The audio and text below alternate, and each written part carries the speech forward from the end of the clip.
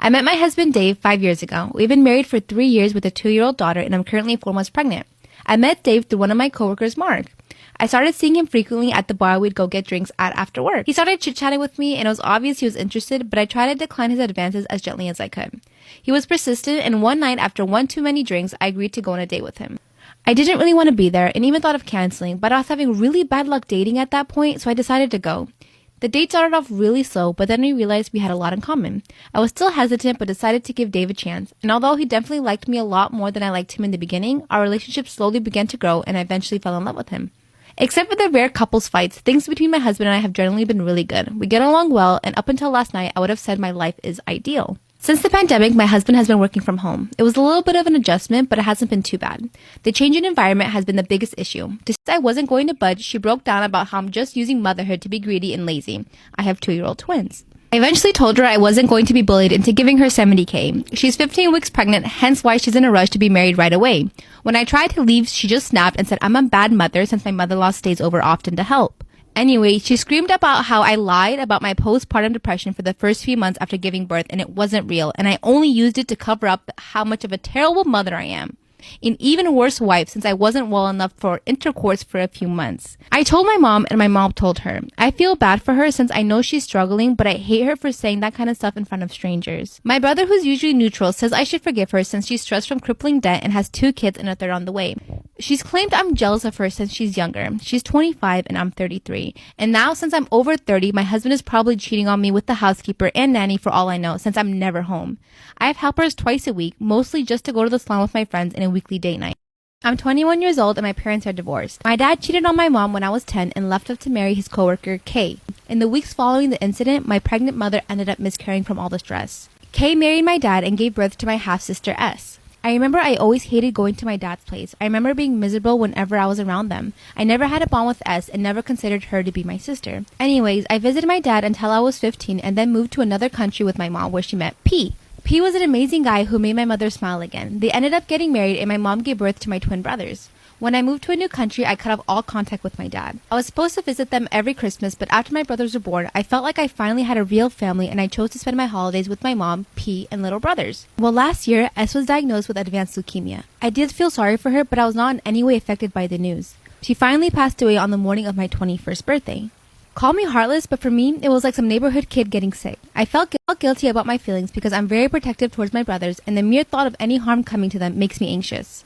Now for my 21st, I had a big party planned. I went through with the party and had a great time. I was careful about not posting pics on social media, but a friend ended up posting the pics on her Facebook. She tagged me in the pictures and my dad's family ended up coming across them. I was clearly having a great time in the pics with no hint of sadness. Well, Kay saw red. She made a Facebook post bashing me for celebrating my sister's death and being inconsiderate of my devastated father's feelings. She also wished death upon me. I finally had enough and proceeded to make a lengthy Facebook post detailing all the hurtful things they did to hurt me and my mother. I stated that my father was dead to me and that I wanted nothing to do with that family anymore. Lastly, I added that although it was sad that S was dead, I never considered her my sister and wasn't really affected by her death, and that they had no right to come at me for living my life and celebrating my birthday. I ended up blocking all of them. Hey everyone, so I am literally freaking tired as heck right now. I've been staying up till like 4 in the morning every night. Don't know why I've been doing that, but yeah. Also, I went to the dentist the other day and they want to give me Invisalign over my veneers because I have a really, like, my bite is fine, like my teeth good, everything like that, but the problem is I have a clicking jaw. I'll see if you can hear it. Hold on. That is literally my freaking jaw. It's bad. Anyways, so besides that, I'm also putting a lot of pressure on my front teeth, right? Not good. So I'm kind of like chipping away at them, or I will start to chip away at them. It's not good. So yeah, I don't want to get Invisalign because I literally just got my veneers, but at the same time, if it's gonna help my teeth, then yeah. If you guys want me to take you along with that and make a YouTube video about it, let me know and I will do that. Today's story time makes me very uncomfortable. There were quite a few things that I had to change around just because of the wording and stuff, and I don't feel, it's like I feel like with you guys, it's like watching a sex scene in a movie with my parents. No, I don't feel like that, because I feel like all of you are judging me whenever I'm reading it out loud, and I don't know. But it makes me very uncomfortable, so I had to change a lot of that stuff around, you know. I've been looking at apartments in Florida, and there's really nothing out there right now. Like, actually, I'm tired of looking at places and going on the reviews of places and seeing that the reviews are like, there are bugs everywhere, like my house is infested with roaches, and I'm like, they don't even call them roaches down there. What do they call them? Palmetto bugs. That is not a fucking palmetto bug, that is a fucking roach. So I'm like stressed right now. Yeah, anyways, okay, let's get into today's story time. I'm going to bring you guys up close. There we go. Okay, I'm a little scared. I have my camera set up right now in a different type of way than I usually do, so let's just hope it doesn't fall in the middle of this video, because I am not in the fucking mood for that right now. Okay, and it's hot as hell in my room. I want to open a window so bad, but like, you guys are gonna hear like a ton of extra background noise if I do that, so it's not even worth it. Okay, so story time about the Dirty Dean's List. Why does that sound like the name of an 80s porno? I don't know. I have people put in their own titles for the story time, so I mean, like, yeah, I don't know. Okay, so a little background information. I was 21 and I was in college. And let me start off this story time by saying, a girl's gotta do what a girl's gotta do to get ahead in life, okay? And I just happen to be one of those girls who did not grow up with a family that was able to pay for college or anything like that. So like I said, I had to do what I had to do. That being said, a big college with a very competitive atmosphere, it was tough to get ahead, especially because my school was predominantly males and females really didn't get taken seriously at my school. For instance, my boyfriend Greg and his entitled frat members. Yeah, I would make sure to turn in all of my stuff on time, you know, do everything that I could do for extra credit. But if I had accidentally turned something in late, I got points taken off, whereas my boyfriend Greg, he could turn in 3 assignments late, like maybe 2 months later, and it was excused. I pretty much just felt like the teachers really had favorites. And for how competitive I am, I wanted to be one of the favorites too. Because I felt like it was unfair that all these people were getting really special treatment, and I'm over here looking like a dumbass, turning things in early thinking that it'll make a difference. Whatever. That being said, I was friends with a few of the girls who had this one teacher who was an absolute asshole, and I would ask them, like, how the hell did you pass his class? Well, a lot of the answers I got were just keep doing what you're doing, you know, it'll pay off. He'll see that you're a really hardworking student. But then the 2 girls that I had spoke to, who were actually best friends, they told me something completely different. They both said that they would do sexual things for him in exchange for extra credit or a better grade. At first, this definitely did not intrigue me, but after a night of thinking about how nice it would be to be at the top of my class, why not give it a try? And to be honest, they could have been lying, so I was like, it probably won't even work and I'll probably get expelled for literally trying to bribe my teacher. But you gotta do what you gotta do. That's what it is, period. Now, of course, I would just have to make sure that Greg didn't find out, or anyone else at that, because I would probably die from humiliation. Now, after deciding that I was actually going to go through with this, I walked into class on Monday, and obviously I waited until the end of class. I wasn't just gonna raise my hand and be like, hey, do you wanna fuck for extra credit? I'm not that bold. So of course I made sure to wear something super skimpy to basically draw attention to myself. Well, as I walked down from my seat at the end of class, he tried to walk out the door, and then I was like, oh, hey, wait, don't leave. What the fuck? Yeah, I told him I had a question about a few assignments that he went over. Well, when he looked back and saw what I was wearing, he looked a little bit more interested than he did before. And he was like, sure, I can help, what's up? Well, I told him that I was having a lot of trouble with what we were learning and that I needed a tutor. And I was wondering if he could tutor me. Well, then I looked down at his ring and I said, like, oh, like, you're married? Or like, I was trying to be sexy about it. I was, okay? But y'all are making me feel real awkward right now. And he was like, not really, we're getting a divorce. So then I was like, well, in that case, you know, like, would you be able to tutor me after school? And of course I ran the hand down his chest and I was like, so do you want to tutor me in private? At first he stepped back and I literally wanted to stab myself because I was like, okay, here we go. I'm gonna get expelled. Everybody's gonna know that I tried to seduce my teacher. Yeah, and that'll be the end of my life. But thankfully it did not end up like that. Well, then he started smiling and he was like, I'm free on Thursday after class. So he said, just stop by on Thursday at this time for a chance to work on some extra credit. And then he winked at me.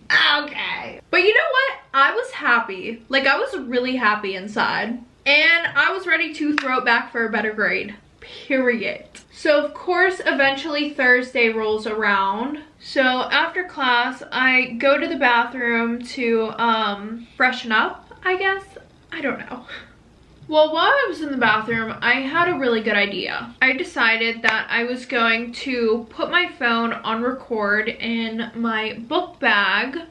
So that way, just in case, you know, like after this he didn't want to do it again, I could blackmail him. Remember, like I said, a girl's gotta do what a girl's gotta do. Anyways, back to the story. I walked to his class, went in, sat down. I guess like he was in the bathroom or something because when he came back I was in there.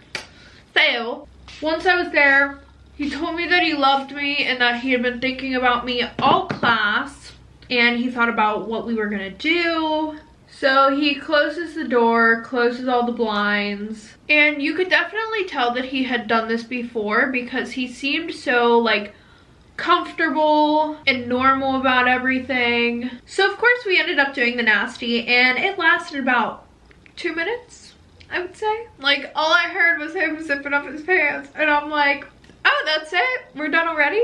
Okay, period. After that, he told me this will help my grade tremendously and to come see him next Thursday and we can see about getting me an A on the upcoming final. I was like, okay, period, sis. I was kind of shocked that it took less than 5 minutes with my professor to raise my grade. It was so easy that I kept doing it, and he even became my sugar daddy after I passed his class. Also, I did a really good job with keeping this low-key because my boyfriend still does not know about what happened. Only thing I can say is I'm glad I did it because I finished first in my class. Okay, everybody, that is the end of today's story time. If you guys like this video, make sure to give it a thumbs up. And if you want to see more of me, maybe hit that subscribe button down below. And if you guys want to know when I post my next video, make sure to click that bell. If you guys want to send in your story time, make sure to click the link down below. It may not be working right now, but I'm trying to get that fixed as soon as possible. I know that a lot of you have been commenting about it, DMing me about it. Don't worry, I'll get it fixed soon. I got married 4 years ago, and my husband and his family are many times over millionaires. My family is just middle class. Our wedding cost around $700K paid by him and his parents. My parents gave me a flat fee of $10K for a dress, which they are also giving to my sister too. Sister and her fiance are lower class. She has $170K in student loan while he has $110. They have $18K in medical debt and $35K in credit card debt. Well, last night was my sister's birthday dinner and she announced she was engaged and wanted help paying for her wedding. She gave me a spreadsheet of how much she was going to need for her dream wedding. Anyways, her dream wedding is supposed to cost $100K, and as her only sister, I need to step up and help pay for her wedding since her parents are only giving her $10K for a dress. She said she needs me to give her at least $70K since I'm rich now. When I told her I'm not giving her $70K, she cried and said it wasn't fair how I get whatever I want. When she realized I wasn't going to budge, she broke down about how I'm just using motherhood to be greedy and lazy. I have 2-year-old twins. I eventually told her I wasn't going to be bullied into giving her $70K. She's 15 weeks pregnant, hence why she's in a rush to be married right away. When I tried to leave, me and my daughter used to be best friends. We did everything together, and she truly was the light of my life. But things started to change on her teens. Moodiness, lashing out, lies, etc. I just thought it had to do with her age and that she would grow out of it. I really tried everything. Family therapy, long talks about how much I loved her. None of it worked. She would either roll her eyes back or spit more of her venom. My husband works really long hours and isn't much help, to be honest. My husband is white and I am black and my daughter is mixed, but she looks white and she really takes after her father. I really don't know what I did wrong, but her dislike for me began to become pure hatred. She would question all the time how someone like me could be her mother when she was white and I was black. At some point, she demanded a DNA test, and I said sure, if she paid for it, and she was not pleased with the results. She is 17 now and began dating this white boy, and she is head over heels for him. She refused to let me meet him and told me that having a jobless N-word for a mother truly ashamed her. I am a stay-at-home mom, and I don't think I've ever experienced such pain. Long story short, I couldn't take her abuse anymore and decided to go back to my family in Cuba, and I was black. At some point, she demanded a DNA test, and I said sure, if she paid for it, and she was not pleased with the results. She is 17 now and began dating this white boy, and she is head over heels for him. She refused to let me meet him and told me that having a jobless N-word for a mother truly ashamed her. I am a stay-at-home mom, and I don't think I've ever experienced such pain. Long story short, I couldn't take her abuse anymore and decided to go back to my family in Cuba. My daughter couldn't be bothered to even say goodbye to me. A few days ago, I received a message from my daughter asking for forgiveness. She kept spewing on about how she can't fit in and is in a really dark place and lots of other excuses. It may sound cold, but I don't want to see her face. I don't care about her apologies. I thought I had made the right decision, but my husband thinks I should really hear her out and forgive her. My family has been harassing me to go back to Miami and make peace with her. My friends have been reaching out and have even called me a shitty mom for not forgiving her and how I must have done something for her to behave like she did. My anxiety is over the roof. I'm back on my pills now, and I'm starting to think, is it really all my fault? Am I the asshole for leaving my daughter? I was 21 when I found out I was pregnant with twin girls. My sister is 28 and has had 14 miscarriages. She's only had one successful pregnancy, which resulted in my 4-year-old niece. I'm not against having kids, but I definitely wanted to wait until I graduated with my degree and I was married to my significant other. From the start, my mom has been saying I should give my babies to my sister since she deserves them more than I do. And my sister completely agrees. I told them hell no, and my mom calls me a selfish bitch. Throughout my pregnancy, my sister has been begging me to give her at least one baby since I'm having 2. The last time I saw her, we were having lunch and she started babbling about keeping one of my babies, so I paid for my meal and left and haven't seen any of them since then. After I have my girls, I log on to Facebook to hundreds of threatening messages from my family and friends about how I stole my sister's babies and ruined her life. She posted a picture of her nursery that she had for my babies. There's so many posts about how generous I am for going through the pregnancy and giving my sister the babies. She told everyone I was giving her my babies, and she has my pictures of them in the NICU saying how she can't wait to bring them home. I was raised by parents who believe religiously and just culturally in rigid gender roles. Dad should work, mom should stay home and raise the kids. I'm the only girl and I have 3 brothers. Because of their expectation, I would just get married and stay home and raise kids. They never valued my education. They never valued my educational achievements or emphasized things beyond domestic skill. I'm the second youngest, and by the time I was in high school, my 2 older brothers had gone to the college of their choice, with my parents covering full tuition, books, and off-campus apartment and other living expenses. They eventually did the same for my younger brother, and I was told I wasn't allowed to apply for college. I did so in secret and got accepted with a partial scholarship. I didn't tell them I was moving out until a week before I left. With essentially nothing, the only things I had were things my friends had given to me that their parents bought for them for college. I took engineering and had to work, take on a debt, and struggle. My parents and I have barely spoken in years. I'm married now and expecting our first child, and they asked to meet up. We met at a park. Storytime about the toxic boy that I almost started dating. So a little background information. Him and I both met on a set of a movie that we were in. Well, a few days into filming, he asked me out. So of course I said yes. And it was literally the most amazing first date ever. So he asked for a second date, and I said yes, of course. And the second date was terrible. He literally just tried to get in my pants the whole time. So then he asked me for a third date. And for some reason I said yes, hoping that it was not anything like the second date. And he didn't show up. So I pretty much got stood up. And then he even blocked my number. So a few months go by and I end up moving in with my best friend, about an hour away from where I was living when I met him. Well, the one night she came home and told me that he had messaged her on Instagram, which I thought was funny as hell because my best friend did not swing that way. So she pretends to flirt with him and asks him to come over. So he drives an hour to our apartment, and when he walks in, he just sees me standing in the kitchen. He immediately... My cousin Millie is 30 years old and is an ER nurse. Her birthday was a few days ago, and we planned a birthday prank, which was leaving a fake snake on her cake. All fun and games because we do this every year to every family member. Well, apparently this year Millie didn't want it, so she was pretty pissed at the fact that we didn't. Now, a few days ago while I was in school, I got a call from Millie during lunch. I thought it would be her saying she's picking me up, but it wasn't. She proceeded to tell me that my mother had passed away in a car accident. My heart dropped and I felt like puking. My mother and I don't have the best relationship, but I still love her. Millie began to tell me the details of the death and what exactly happened to the point I hung up on her and called my mother. My mom, who was supposedly at work as a nurse, didn't pick up and I ended up running to the bathroom. I called my dad, bawling my eyes out and telling him what happened. He didn't understand what I was talking about because he called my mom right before I called. He made me explain everything, and understandably he was pissed. He'd pick me up from school and call my mom in the car just to prove that she was alive and okay. That night, my aunt, who's not Millie's mom, called a meeting to her house and we all talked it out. They were all pretty much disgusted with Millie as she tried to justify her choices, but she ended up apologizing. I got up and I stated that I didn't ever want to talk to her again. Now Millie is engaged. Her wedding is coming up soon and I was supposed to be a flower girl. I'm 15, but they wanted me to be a part of it. So now I have pulled out of the wedding, which is what Millie is worried about. She doesn't want people to question where I was and started to yell at me for being petty. My dad took me home and blocked Millie on everything. Her fiancé, who I'm very close to, ended up messaging me, asking me to come, and I told him no, and what his fiancé did was disgusting. He said, while what Millie did was wrong for doing it at school, it was just a prank, and I blew up at him. She told me my mother was dead. Fucking dead. He sounded genuinely confused and asked me what the hell I was talking about. I told him what happened, and turns out Millie and her mother lied to him and said that Millie just sent a gory picture to me while I was at school. Next thing I knew, he left to go. Storytime about how I was groomed for almost 2 years and didn't even know it. So a little background information. When I was 15, my house burnt down, and I went into a little bit of a depression. So after losing everything, my 6 siblings and I had to move into a 3-bedroom place with my grandparents. And a month or so later, I was looking for friends. Someone to talk to, or pretty much anything that would just make me feel better. Well, this guy messaged me, and he said, "You're pretty as shit." And I'm 15, so a bitch was excited. Well, 2 weeks later, I asked my mom if I could go over my friend Samantha's. And of course she said yes, because I had stayed with Samantha a lot during this time. Also because there was barely room for any of us in this 3-bedroom house. So a little background information on my parents. My mom had been a police officer for 12 years. Sadly, she had to retire because of a neck surgery. My ex-stepdad was and still is a police officer today. Anyway, so my mom... Storytime about how I was groomed for almost 2 years and didn't even know. So like I said, my mom used to ask for pictures to make sure that I was really at Samantha's house.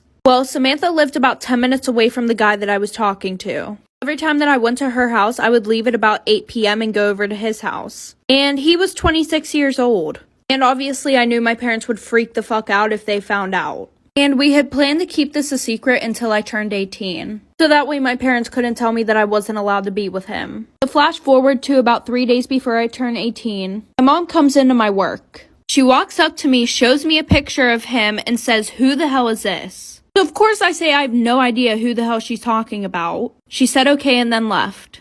Well, as soon as I got home, her and my dad were sitting in the living room, waiting for me to explain who that man was. So I told them everything. They decided not to take legal action, but my mom explained to me that I was so young and he took advantage of me and stuff like that, so I never saw him again. Okay, part 2 about the guy who pretended to be gay in high school to get closer to all the girls. So like I said, we all lift up our shirts, and because we were on FaceTime, we couldn't see if he screenshotted anything. And then the one night we were having a sleepover, and he was really upset that night because apparently the popular boys were making fun of him. Because the only reason why he was gay is because he couldn't get with any girls. So me and my friends thought of a solution, but like we were just trying to be nice.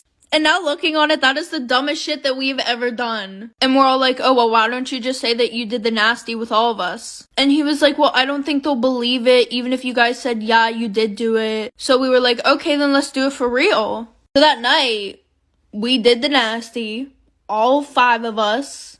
So that morning, we all wake up and he's literally gone. Like, he didn't wake us up to say goodbye, which wasn't normal. So the weekend goes past. Monday, we go to school. And in the morning, my friends and I have time to walk around and everybody's just staring at us, like for part 3. Creepy story time about how my aunt passed away, part 2. So like I said, she makes us all sit down at the kitchen table and she pulls out a Ouija board. She was like, "I found out how I can get some answers. I just feel like I need you guys around me for positive energy." And my family is very, very religious. Like, we don't fuck with that shit. But because my mom felt bad for her, she let her use it in our house. But my mom didn't want my sisters and I around that, so she just sent us to bed. Well, the next morning, I wake up and I ask my mom what happened with the Ouija board situation. My mom just said that it was really scary, because before she thought it was like a load of bullshit, and she said that her and my dad didn't touch the Ouija board, because like I said, they were very religious and did not mess with that stuff. But apparently, it said for her not to buy a house with the numbers 2815. Well, 2 years later, my aunt got remarried, and her husband ended up having 2 kids. So they bought a new house, and no, it didn't have the numbers on it. One of their kids accidentally shattered the glass door, so they went and got a new one, and it came with those exact numbers on it. 2 days later, the house burnt down and nobody... Am I wrong for wanting to have my wedding even though my sister lost her baby? A week before my wedding, my sister found out she miscarried at 5 months. Obviously, I was very upset for her as losing a baby can be very tough, especially because it was her first baby. But I didn't want it to end up being more important than my wedding. 3 days before my wedding, my sister announces at a family gathering that she wants my wedding to be canceled and changed to a funeral for her baby. I was so upset that she would even ask this. I had been waiting months for my wedding and her miscarriage happened so soon. She burst into tears in front of our family, saying I could wait a few months for my wedding, but she couldn't delay her baby's funeral. I got so mad I stormed off. My whole family took her side, telling me to cancel my wedding, even though I had arranged and bought everything. Even my dress and venue was ready, so I couldn't just cancel. I ended up cutting off all of my family, and only a few remained to attend my wedding. My sister hasn't spoken to me in years, and neither has my family. In my opinion, if my sister loses a baby, like a week before my wedding, Story time about how I found out my husband was cheating on me with his stepsister and her best friend. My husband and I had been married for 5 years. We were living in another state when he was fired from work and my job wasn't paying well enough. We decided to move in with his family until we could figure things out and get back on our feet. He had a stepsister and she was drop dead gorgeous. Since he didn't have a job, he would spend most of his time at home while I dropped off our son at daycare and then went to work. When I would get home, he'd go to the bar. At first, I thought things were normal and he was just stressed out about not being able to find work. However, I started getting suspicious once he started being a little aggressive towards me. He stopped wanting to talk to me as often and barely slept next to me anymore. His parents planned a trip to Europe and asked us to take care of the house while they were gone, to which we agreed. I noticed whenever I wasn't home, he would be home alone with his stepsister, and whenever I got back, they would both leave. I also noticed he wasn't trying very hard to find a job, leaving all the responsibilities to me. One day I was calling him while I was at work and he wasn't picking up. I had a bad feeling and asked my boss if I could leave early. Thankfully, my boss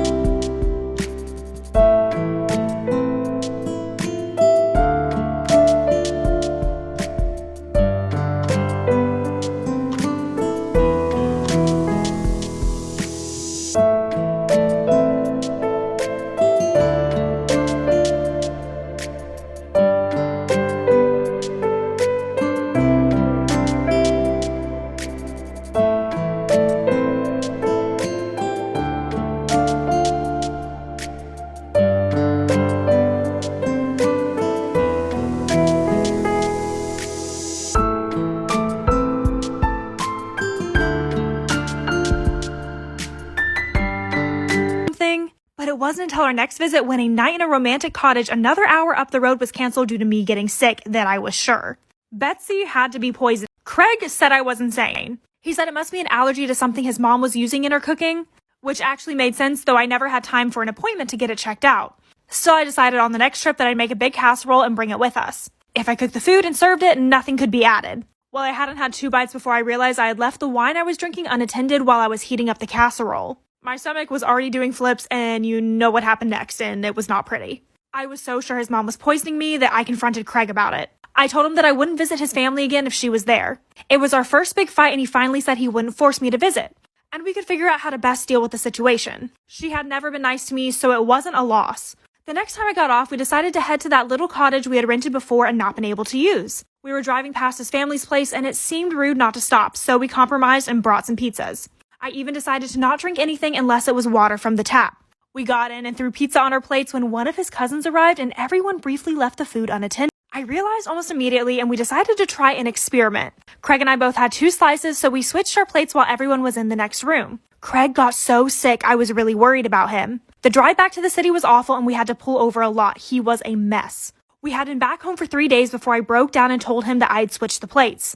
I've never seen such anger before. The rage in his eyes is something that I'll remember for the rest of my life. He shoved me into the wall and then came flying at me. He threw me on the couch, but I somehow managed to grab my keys and phone and run out the door, not even wearing shoes. I luckily got to the elevator and made it to a friend's place safely, finally turning off my phone after I missed his 47th call. I had no idea what to do or when it would be safe to go home. It was the scariest time of my life. It was 2 days before I turned my phone back on when I heard a message from the police and I drove upstate immediately. Craig was dead. Betsy had shot him after he broke into her house and charged her with a knife. I learned that Craig had been married once before, and his wife had died in a tragic hike. Craig had made a lot of money in the life insurance payout, and Betsy always suspected Craig had killed her, and was nervous about letting me be alone with him, especially out in the remote area he was so familiar with from his childhood. So she ensured that every time he planned an outing that I would be sick. It wasn't easy, but she didn't think that I would believe her, as no one else had ever shared her suspicion about Craig.